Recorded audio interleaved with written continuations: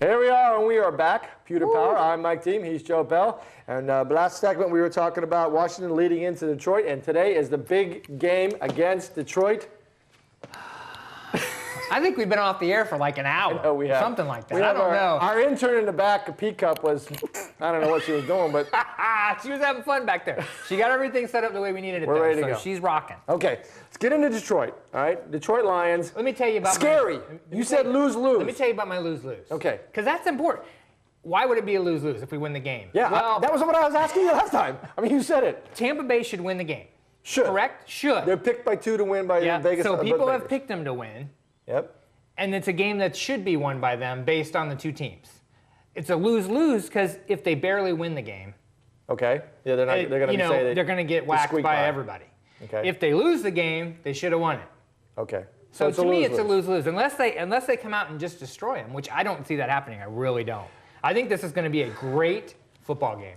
I really do. I honestly think it's going to be high scoring or low scoring? Fairly high. Fairly high? Yeah, I have my number. We're going to put our numbers together. I actually have a number. Well, don't write it down. I'm not going to show it to you because you're going to use it. Okay. I wouldn't do that. I usually do that. You do it first anyway. All right. So talk about first what your keys to the game are. Let's say the keys to the game. Let's get into the keys to the game because these are really important. Keys to the game. This week it's going to be more important than most actually because it's the first game of the season, so they've got to find a way. Right.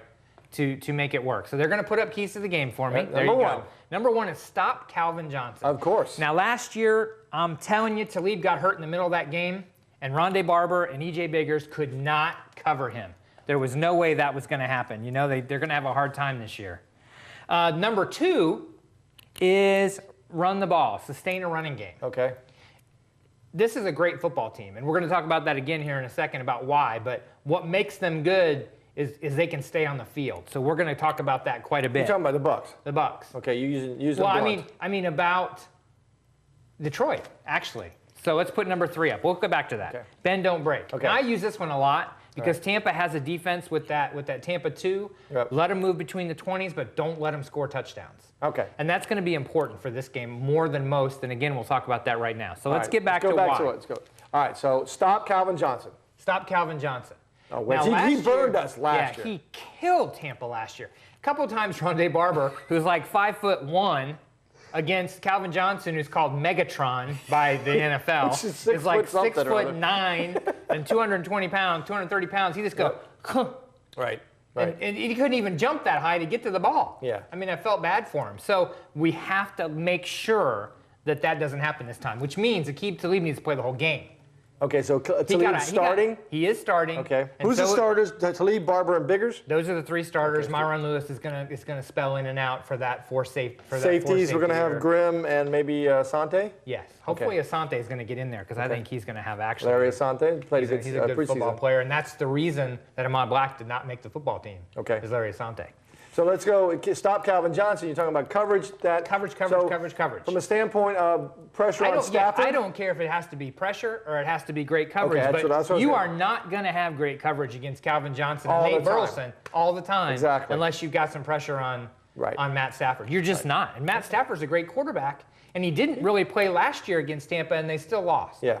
I mean, you can say anything you want about the referee making a bad call in the end zone. This was that game. Yes. And pass interference call shouldn't have been called. We had a touchdown. I think this is the one when Talib got hurt too, right? Yeah, and Talib got hurt halfway through the game. Okay. So very, very easily this could turn into an ugly game if we're not careful. Okay. And again, being careful, I'm saying we need to be careful on the defensive line and careful on covering Calvin Johnson. So that leads right into controlling the clock with the... Controlling the clock with the running game. There you Garrett go. Blunt's going to be hugely important to this game.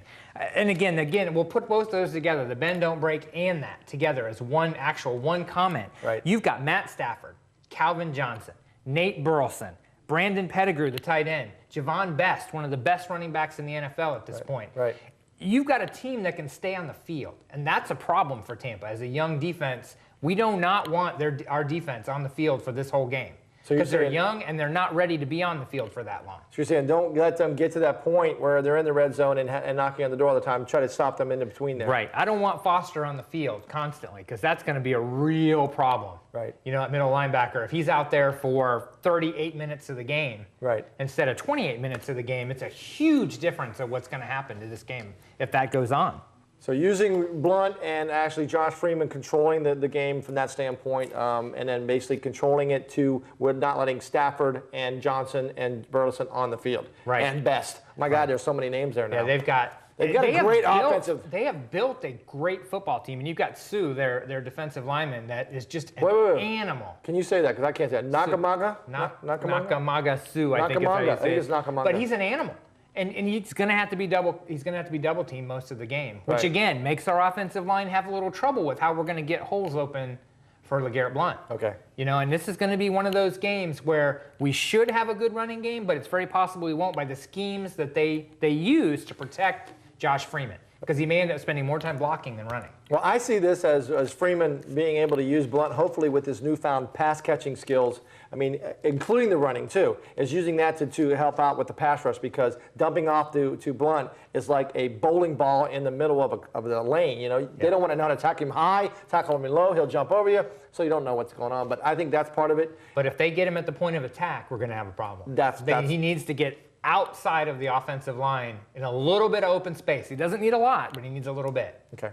And our audience doesn't understand. They don't understand. Are you telling us? Whoa. His email is joe@pewterpower.net. See, you didn't even know what I finished on that. He had no idea what I was going to say. Right. They don't understand that if Tampa loses this game to Detroit, we have to listen to Stan Salovich for 12 months before we get to have a chance to redeem ourselves and hopefully play him again. I heard there was a bet on the table. There is a bet on the table on this game. Okay. If Tampa Bay loses this game, I'm going to be required to wear a Detroit Lions shirt on this show next week. That's painful. That's painful. But I will make him come on our show with a Tampa Bay Buccaneers jersey on. Well, I don't know if we should have him on the show, because that'll break the camera right away. It could mess up our whole chemistry. He's got a face for radio. No, I'm just kidding. But actually, we have faces for radio, too. This is a big deal. I mean, Detroit, and a lot of people from this area are Detroit fans. Yeah, they're Michigan. So there's a lot of Michigan fans. Actually, my cousin's coming down to watch this game with me from Detroit. All right. So, you know, I don't even want to ride home with them if we don't win the game. So we need to win this game. Stay tuned. We're going to be back, and Joe's going to talk about around the NFL. Around the NFL notes. He's got his NFL notes. Good one. Question of the day, and we still have our pick of the game. Pick of the game. Okay. Don't go away. You better come right back, because this is really going to be good. Hey, we'll see you in a minute.